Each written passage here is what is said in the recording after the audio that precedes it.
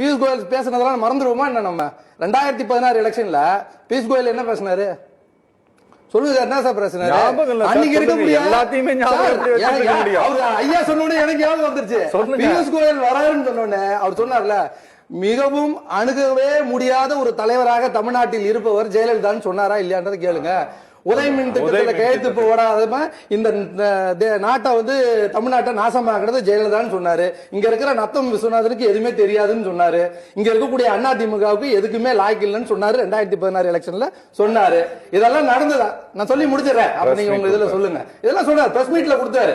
இவர்களுடைய தேர்தல் வாக்குறுதிய அன்னைக்கு ஜெயலலிதா 100 யூனிட் மின்சாரம் அறிவிச்சாரு.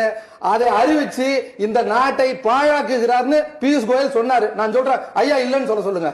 தமிழ்நாட்டில் இருந்துகிட்டு தமிழக மக்களுக்கு இங்க இருக்கக்கூடிய ஒரு திராவிட கட்சி, அது எதிர்கட்சியா கூட இருந்துட்டு போட்டோம், மக்களுக்கு ஒரு 100 யூனிட் இலவசம் மின்சாரம் இலவசமா தரோம்னு சொன்னதை இந்த மக்களை பாழ்படுத்துகிறார்னு சொன்னவர் பியூஷ் கோயல். அவர் தான் இந்த வருகின்ற தேர்தலுக்கு வரப்போறதா சொல்றாரு.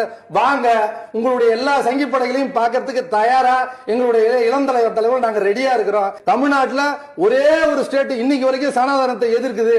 அது ஏன்னு எனக்கு புரியலன்னு நாடாளுமன்றத்தில் முந்தா நேத்து அனுராக் சிங் தாக்கூர் பதிவு பண்ணிருக்காரு, பேசியிருக்காருல. அப்ப இவர்களுக்கு பயம். இங்க இருக்கக்கூடிய எங்களுடைய திராவிட படையை பார்த்து பயந்து நடுங்கி போயிருக்கிறாங்க. அவர்களுடைய வரக்கூடிய தேர்தலில் இவர்கள் எத்தனை பேர் சேர்ந்து வந்தாலும் என்ன திரும்பி அடிக்க போறது மட்டும் பாருங்க.